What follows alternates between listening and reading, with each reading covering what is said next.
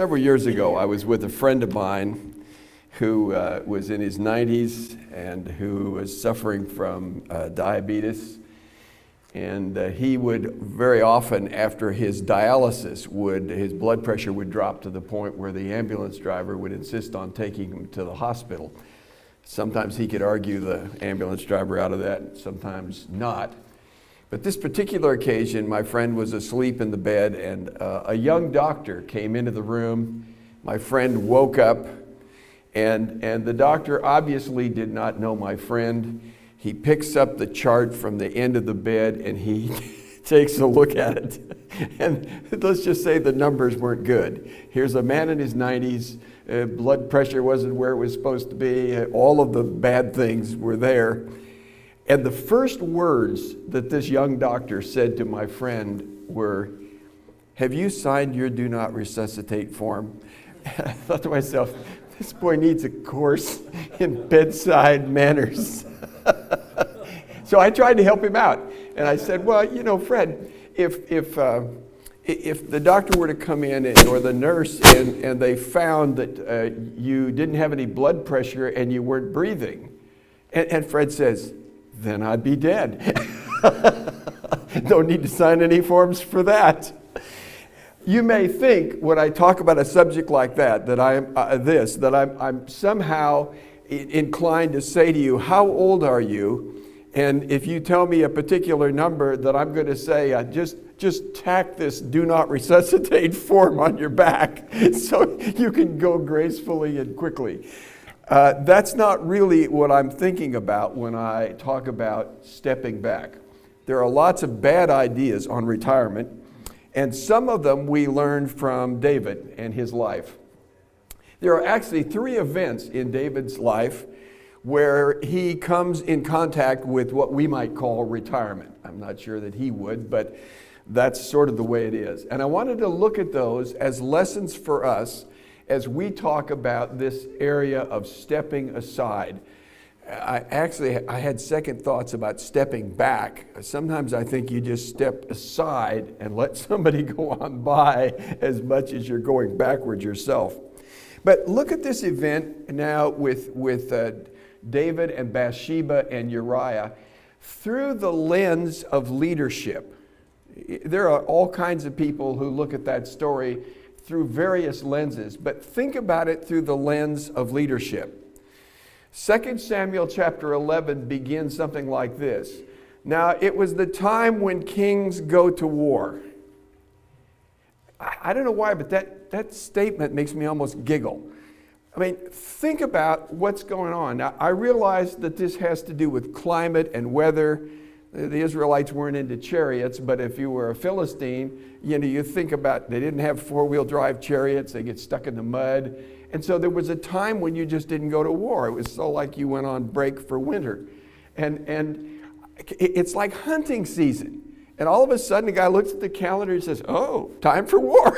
Better polish up the swords and get the horses saddled and whatever. And I wonder how it ended every year.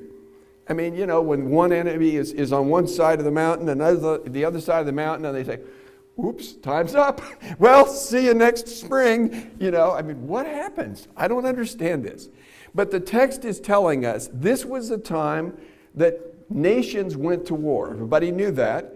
And the king's function, one of the main things that the Israelites wanted from their king and other nations wanted of their king was a king who would lead them into battle. And on this particular occasion, the text tells us that David sent Joab and his army out, but he remained in Jerusalem. You have to say, David abdicated leadership. Is that not what we're seeing there? A man who has a job to lead and doesn't do the job. And that's the beginning of his woes as you read through the account. So he doesn't do his task, and he stays behind. And then we read in that passage that he gets up from his bed late in the afternoon or in the evening. And you're saying to yourself, well, wait a minute. I'm not really bright, but I always figured you went to bed at night and you got up in the morning. Obviously, David is sleeping through the day, And he gets up from his nap or whatever it was in the afternoon. And again, you're saying, David, what are you doing? This isn't your job. You're to lead. So in the process of all of that, he looks out and he sees a young woman who is beautiful and attractive. And by the way, my position on Bathsheba is that she did nothing to solicit David's actions. When you read what Nathan says, the way he tells the story, he does not lay blame at Bathsheba's feet. David is looking from the roof of the palace. He sees things. And by the way, the men were supposed to be out fighting. They weren't supposed to be there in the palace or anywhere else. But David looks out and he sees her and he's attracted and he says to somebody, find out who that woman is. It is interesting that Uriah is rather constantly called Uriah the Hittite. And I don't know whether there's any racism tied into that or not, but it does seem as though that could be a possibility with David. But it's clear to David, it is made clear to David, this is a married woman. Her husband is Uriah the Hittite. And Uriah the Hittite is not a man who would be unknown to David. When you look at the account in Samuel and Kings of the mighty men of David, Uriah is one of them. Uriah was a man who was known for his faithfulness in fighting for his king. And David rejects all of that, summons this woman, and I'm not sure that we can understand what it's like to live under a king who has absolute authority. But she's brought, and you know what comes of all of that. And when it's found that Bathsheba is pregnant, then David has to go into cover-up mode, he thinks. And so he starts the process and he sends from his friend Joab, who is doing the fighting, he sends and has Uriah brought to the palace. And in effect, I think he gives him sort of like those welcome wagon people that come around when you move into a new neighborhood. I think he gives him something, probably a bottle of wine and some other things that would be romantic. And he basically says to him, go home and enjoy your wife. And the next morning, David gets up and Uriah's asleep out there with the rest of the men on the steps. He won't even darken the door of his house. And if you look at 2 Samuel chapter 11, it's very interesting to see a man who is fully devoted. Here's a man who is a leader. Listen to what he says, 2 Samuel 11, verse 11. David said to him in the earlier verse, have you not come from a journey? Why did you not go down to your house? Uriah said to David, the ark and Israel and Judah dwell in booths. And my lord Joab and the servants of my lord are camping in the open field. Shall I then go to my house to eat and drink and to lie with my wife? As you live and as your soul lives, I will not do this thing. Now there's a man who's a leader. Here's the twist. In this whole event, when David ceases to lead in the way that he should, there's a role reversal. When you think back on the event with David and Goliath and Saul, Saul is the man who stands head and shoulders above all of these other Israelites. Saul is Israel's Goliath. And Saul was the man who should have been taking Goliath on. And instead, he's under the shade of a tree drinking his iced tea. And it's David who goes to battle. It's a reversal of roles. Now what you have is David should be this man. He should be speaking like Uriah and saying, I'm not going to stay in Jerusalem. I'm going to be with my men. I'm not going to enjoy the comforts of life because I'm a leader. I'm with my men. That's where my heart is. I'm in the battle. But it's Uriah who is the David in that text. And it's David who is the Saul. Do you notice what happens when he tries again to get Uriah drunk, and he thinks when he's drunk he'll finally do the thing he wants? It won't work. Even drunk, Uriah is committed to his role as a soldier. So David sends Uriah back to Joab, and Joab gets a note. handheld by Uriah. And the note basically says, kill him. Kill him in war. Fade back, put him in the most dangerous place, fade back so that he's killed. Man, that is exactly what Saul was thinking of David in 1 Samuel chapter 18. You know, Saul has killed his thousands, but David's killed his tens of thousands. And Saul's saying, I can't have this. I'll put him out. I'll let him go to war, and we'll let war take his life. David is now Saul-like, and Uriah is David-like. Everything is upside down because leadership has failed. Well, you know the story. Not only does Uriah die, but the text is clear. Others died with him. It wasn't just one man.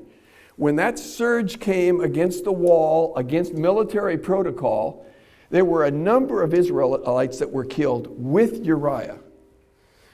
But as it goes on, David gets report. Oh, I have to say one thing too. It's interesting how some leaders always like to have a Joab around. I said this is David's hatchet man. If you think about Chuck Colson in the old days, Chuck Colson, the hatchet man. Some leaders love to have a guy around who will do the dirty work that other people aren't willing to do, and the leader isn't willing to do either. And so there are times in David's life where he says of Joab, that guy, that rascal, he's done these terrible things. He has. But he's the rascal David calls on to do away with Uriah. So it is found out, and you know, when Nathan comes along and he gives him the story, David finally acknowledges, I think after God working on him to soften him a fair bit, God forgives his sin but tells him there will be consequences. David and all Israel suffered the consequences of David's failure to lead as a godly man. It was a disaster. I call this event David takes early retirement. This was not the time for David to be sitting on the bench. And because he did, all kinds of bad things happened. This isn't in your notes, so you'll have to write it in the margin like I did. But here's a couple of points of application. Whenever we forget we're in the war, we start getting soft and life gets dangerous. We are in a war. It's very clear. Ephesians chapter 6, 1 Peter chapter 5, Satan is like a roaring lion seeking to devour whom he may. When we forget that we're in a war and we lighten up and loosen up, we are setting ourselves up for trouble. Secondly, this is exactly how many Christians view retirement, isn't it? I've done my work, I've worked hard, I deserve this rest. And so they look at retirement as a time when they can get the hammock out and the iced tea and be under the tree just like Saul. The reality is the Bible doesn't know that kind of retirement, that we indulge ourselves. That is disastrous, not only for us, but for others. All right, I want to talk about David's second retirement. I call this his partial retirement. Do you remember the story? It comes to us in 2 Samuel chapter 21, verses 15 and following. It's an interesting story. Obviously, years have passed. David is no longer the 17-year-old kid that he was at the beginning. He's an experienced man, and he's a man whose age is beginning to tell. One of my sons-in-law said to me the other day when I did a little damage to my back, you know you're not 71 any longer. And he was right. I'm not. I wish I was. David, I don't know exactly how old he was, but he did not have the physical strength that he once had. And so here they are in battle, and he meets his kind of Goliath. Actually, one of the descendants is called that, but he's called Ishbi-Benob. And in this battle, if I read the story right, his spear only weighs half as much as the original Goliath. This guy's weighs 300 shekels. Goliath weighed 600 shekels. So he's not a full-fledged Goliath, but he's big and powerful, believe me. And even at that state, David is not able to sustain the battle and to win the victory. And you remember that Abishai, faithful servant of David, comes to his aid and does this fellow in. But as the story continues, you see the battle goes on, and 3 other guys, these are Philistines that are descendants of Goliath, 3 other guys come into the scene, and other young men take them on and are victorious. But here's what I want you to see. In this instance, where David has not got the strength to finish the job, his men recognize that, and they say to him, not only will I come to your aid, but you are not going out to battle like this again, because we want the light of Israel, our king, to remain going. And if you're killed in battle, we lose all of the benefit of your leadership. So in a sense, they've segmented off his military role in this fighting piece, the anti-Goliath piece that we saw early on. And they've said, you're not going to do this anymore because you have other things that you need to do. I find it significant for several reasons. One, it wasn't David who said to his men, I'm getting a little older now, and I've been taking my Geritol, whatever, but it isn't going to do the job with this guy. Could somebody help? They recognized that David had reached a point that he needed to be relieved of that responsibility. I think so many times when we talk about retirement or stepping aside, we think it's our decision alone. And I might just remind you, that's the decision that David made with respect to Uriah and Bathsheba. He made that decision alone. This is a decision that is brought to him by his men who want his leadership to continue, but recognize that his leadership needs to have some downsizing in order for him to be able to continue on. I think this is an ideal kind of retirement, if you would. And here's the irony of it. More Goliaths are put to death after his resignation, if you want, than before. When David took on Goliath, 1 Goliath goes down. In this text, 4 Goliaths go on. So stepping aside was not diminishing the anti-Goliath role. It was simply dispersing it to other people. Now, I'm not sure they consciously thought of that, but that's what the text says to me. Goliath was dealt with multiple times through those who, I think, by the example and the motivation of David, saw this was something they could do with the help of God. So subtraction, so to speak, really equals multiplication in this text. Multiplication of the effect. Oh, here's the most painful one, really, and I don't know that I've ever heard anybody else preach on 1 Kings chapter 1. It is probably one of the most tragic stories in terms of the life of David that I can think of outside of the David and Bathsheba event. It comes from 1 Kings chapter 1. And in that chapter, what you see is a David who has not really fulfilled this mission of passing the torch on. It was clear to David, God made it clear to David, that Solomon was to reign in his place. David had made that clear to Bathsheba. The problem was David just couldn't quite let go of that leadership role and pass the torch on. And as a result, David reached this state where he's literally incompetent. Would you not agree with me from what you see? Now, here he is. He's lying on the floor, shivering in his blankets. That's not much of an embellishment on my part.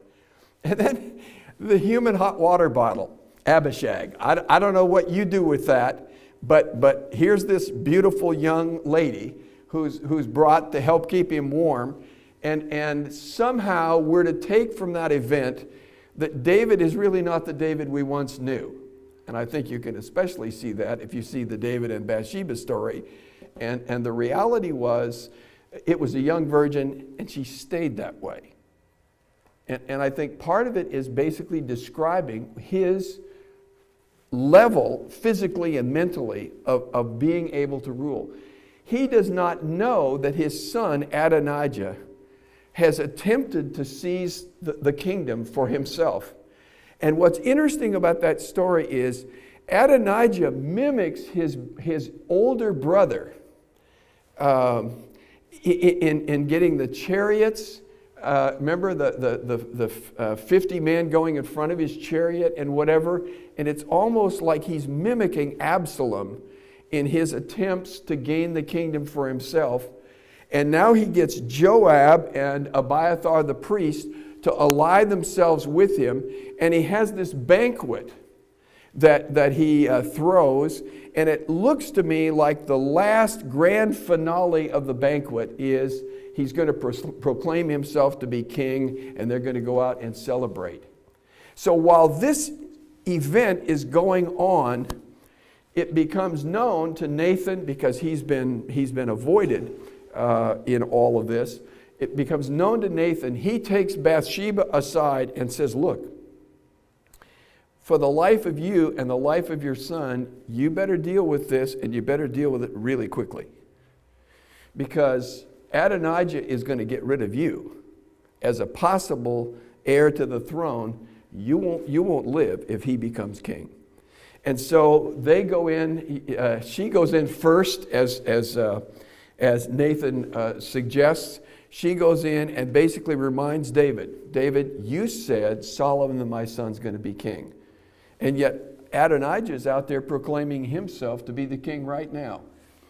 In the midst of all of that, then Nathan comes in and is announced to the king, and he basically seconds what Bathsheba has said.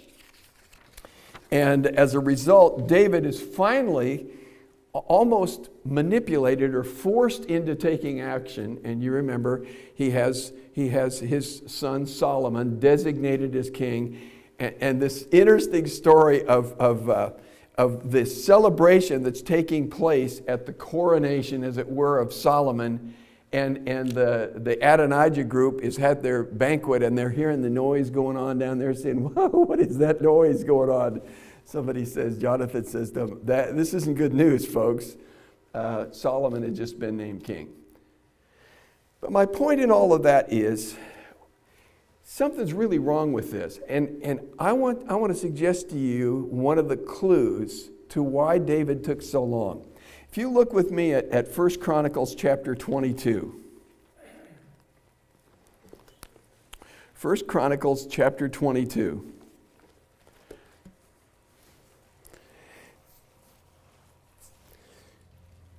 I'm going to start at verse 5. Because it really explains David's motivation and mindset. David said, Solomon, my son, is young and inexperienced, and the house that is to be built for the Lord must be exceedingly magnificent, of fame and glory throughout all lands. I will therefore make preparations for it. So David provided materials in great quantity before his death. Now, just keep paging over to chapter 23. David organizes the Levites. Chapter 24, David organizes the priests. Chapter 25, David organizes the musicians. 26, the divisions of the gatekeepers, treasurers and other officials, military divisions, leaders of the tribes. And then he makes this charge to Israel. But my point is this. David does everything but get out there with a trowel and lay the bricks. Would you not agree with me? And what's his reasoning? What's the reason why David says he has to continue to take charge? Solomon's not up to it. And to press it even further, he's too young and inexperienced. Does that run a little flag up in your brain and you say, haven't I heard that before somewhere? Where have we heard it? Well, we heard it from David's older brother when David came down to the battle sent by his father. And he basically said, why don't you go back to that little flock of sheep and just mind your own business? You're just a kid. Go home.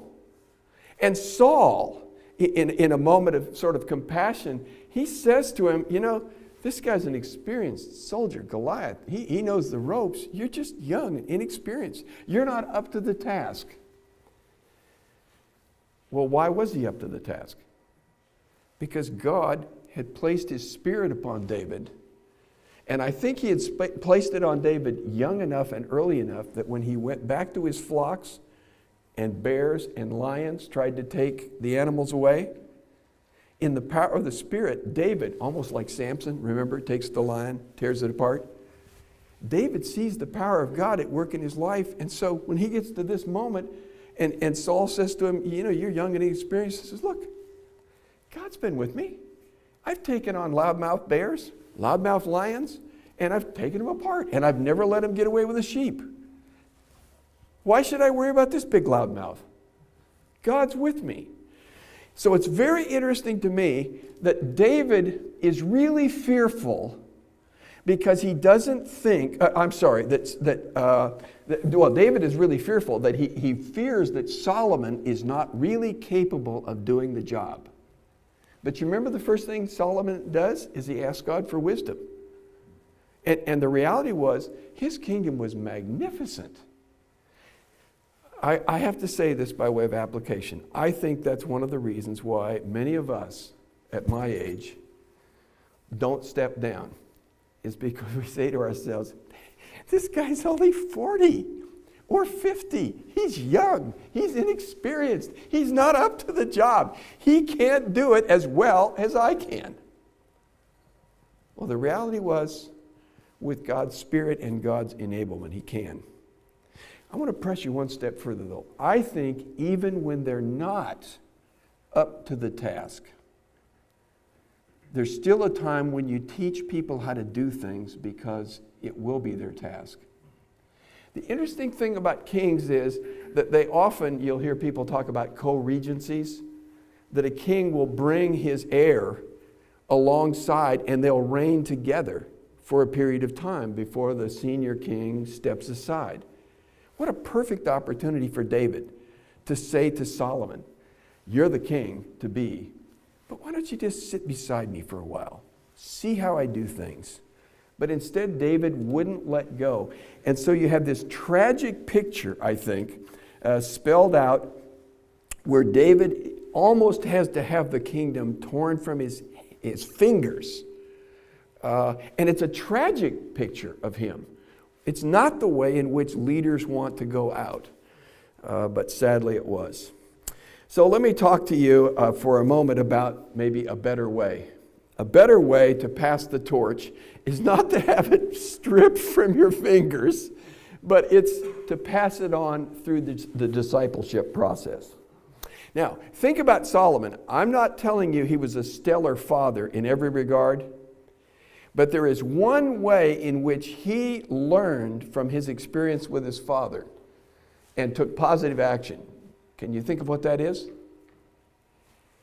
Proverbs. Proverbs was written, as Dr. Walke used to say, to little princes and princesses. It's the preparation of his sons. I don't think that's all biological, but his sons. It's the now I'm going to lose that word. Preparation for ruling. By the way, on Bible.org, if you looked hard enough, you would find a message I did on God and politics. And it has nothing to do with the two names that we're thinking of now. But I just sorted out through Proverbs the things that Proverbs says ought to be true of a godly king. And those are very, very pertinent things to consider.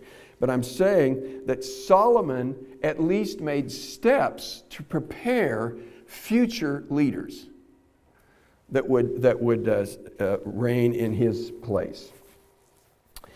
I want to talk about Elijah for a moment, if I can, because I think there's a case where Elijah wants to turn in his badge. He's ready to retire, really retire. He wants to go out in the desert and basically says to God, I'm checking out. Just take my life, I'm done, I'm finished. But the key expression I want to focus on with him is this: I alone am left. That is a frightening analysis. Now, was it true? God says, actually, Elijah, I have 7,000 that have bowed the knee to Baal. You may not know that you're actually in a plurality here, but you're not alone.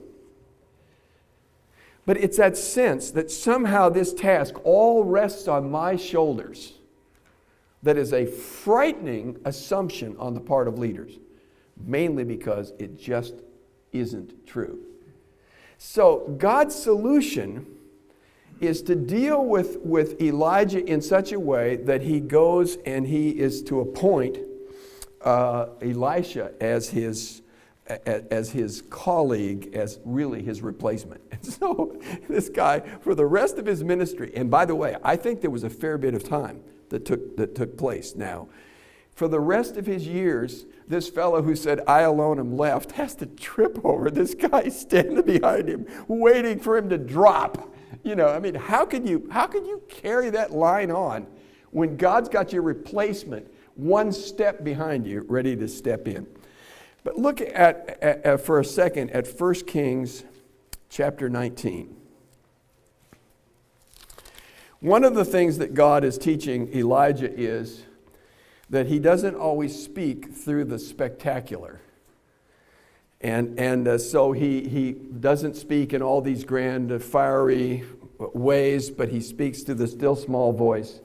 But here's the words that he gives to him in 1 Kings 19, verse 15. Go, return on your way to the wilderness of Damascus, and when you arrive, you shall anoint Hazael to be king over Syria, and Jehu the son of Nimshi you shall anoint to be king over Israel, and Elisha the son of Shaphat of Abel Meholah you shall anoint to be prophet in your place. I have a question for you. How many of those three things did Elijah personally do? Answer: 1. He tagged Elijah or Elisha. That was it. The other two things were done by Elisha. One of the things that I've said to some of my older friends, and I know I'm now among them, but one of the things I say is, you know what? It isn't necessarily true that the things that you think God has called you to do have to be done by you. That's why God has succession, so that those things can be done by those who follow after you. And so if we're preparing men to come after us, then those jobs will be done, just like they were. And by the way, it's interesting. Elisha asked for a double-fold portion of the Spirit. He does two things, Elijah does one.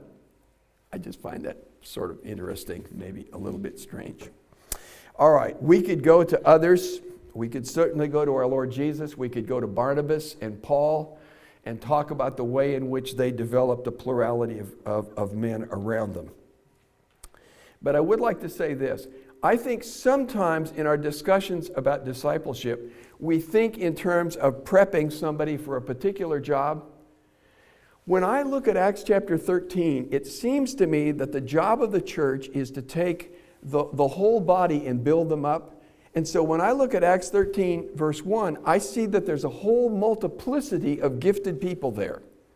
And I look at that as a pool, if you would, a pool of people from whom God can draw. And so when he says later on, set apart for me Barnabas and Saul for the work that I've called them, he just draws two people out of the pool. And so I think that sometimes we need to do that. We need to be working to bring a group of people into maturity from whom God may draw. Now, my time is getting short, so let me say one more thing by way of suggestion. This is not an issue, this matter of stepping aside is not an issue that should be settled in your old age. It is not an issue that should be settled in your old age.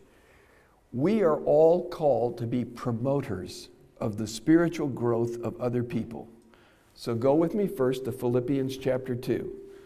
You are not to set your own interests as your priority. You are to set the interest of others as your priority. Do you see what that means for leadership? So many people are jealous for their position. They're jealous for their power or what status they think they have, and they try to keep people down.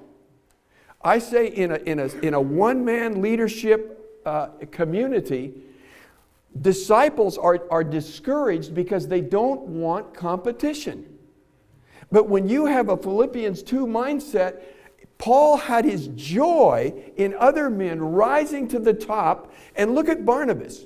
Barnabas found great joy in the fact that God elevated Paul above him. So that when our mindset is to build into the lives of other people and put them ahead of us, when we become the promoters of the growth of others, then that becomes our joy. That becomes the measure of our success. And so I have to go back to John the Baptist in John chapter 3. I mean, isn't that what John said? His disciples are saying to him, wait a minute, Jesus is getting more popular than you. This isn't going right.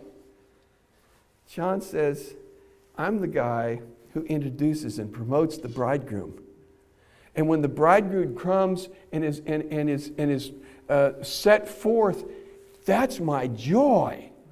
My joy is seeing him increase and me decrease. That is the mindset behind discipleship. And it is the mindset that says all of my life I'm going to be preparing other people to do what I do better. And I pray that God will work in us to have that mind.